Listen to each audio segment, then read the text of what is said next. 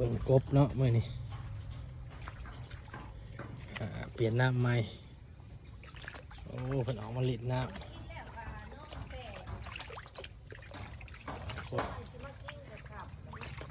มะเขือใหญ่นี่กะ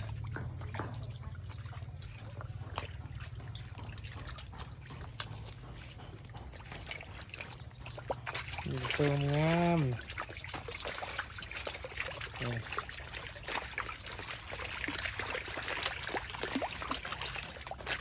ลายงาม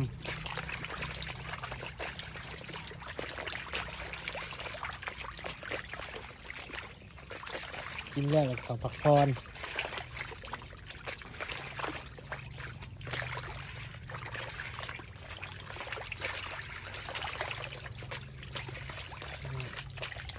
พื้นที่ของคน